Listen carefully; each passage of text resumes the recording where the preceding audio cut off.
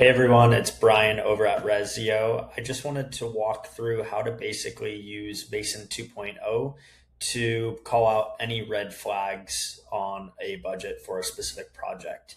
So the first thing that you're going to want to do is go to the upper left-hand corner of your screen and ask Mason.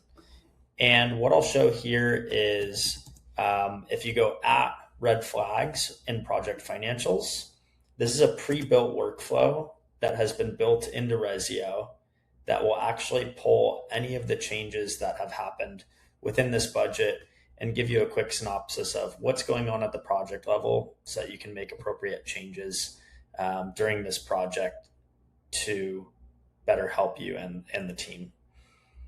We'll give Mason a few seconds here and we'll see what he comes up with. Now, what you'll see here is that Mason prioritized a few key red flags within this project's financials. It'll tell you where you're making over changes, what you still have outstanding as far as approvals that need to be made from a client. And then most importantly, this is going to give you an executive summary of all the data that's basically been pulled throughout the budget within this project. I hope this has been helpful, but please feel free to reach out to the Ressio team if you have any questions. Thanks.